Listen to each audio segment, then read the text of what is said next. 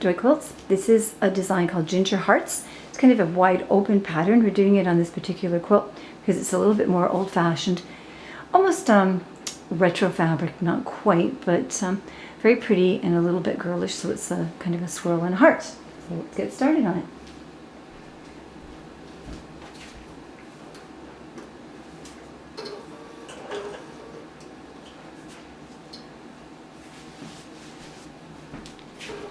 Always pull up the bobbin thread first because that makes it easier to tie it off later.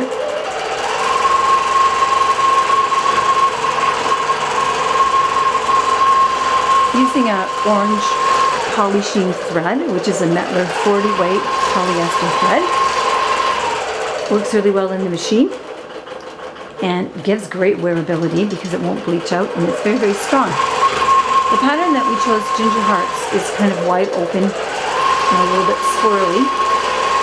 This quilt doesn't need too much quilting. I think it kind of suits the open swirly look.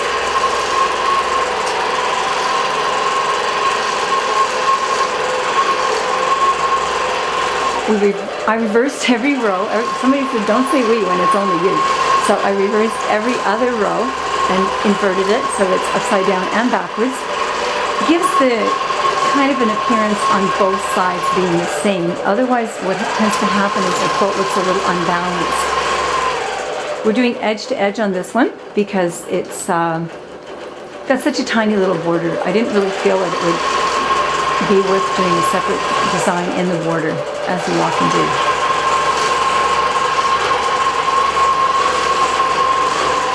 Working on a Bernina Q24 with Quilting and Art and Stitch software. Really didn't have to use the software on this one. This was a design that came from another system that we used to use.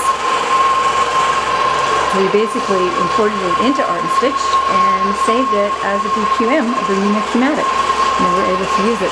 So any of your designs are basically not particularly multi-format, but if you have the software, you can change them so that you can use them in any system that you like. Most automated systems come with software, I believe.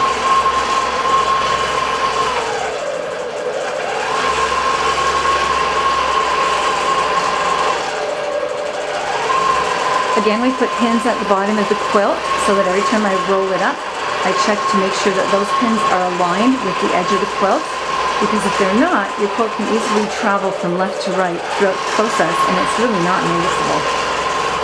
All depends on where you're standing in front of the quilt, whether you're bang on in the middle or to the left or right side. So I don't trust myself with it. I always use the pins. And check underneath every row to make sure that your batting is still nice and flat. If not, as you know, we float our quilt tops, so you don't have to worry about that. You can easily lift the quilt top and check your batting to make sure you're where you want to be.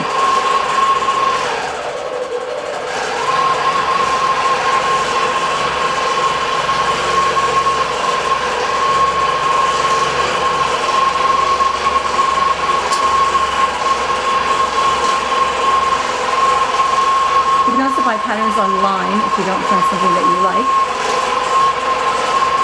in your own collection, although we find usually there's plenty here, and if not, we can digitize something. You can digitize anything from a JPEG.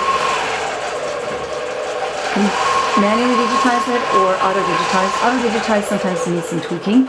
Manually digitizing, you're just clicking on the nodes and going around the design and creating your own individual quilting pattern.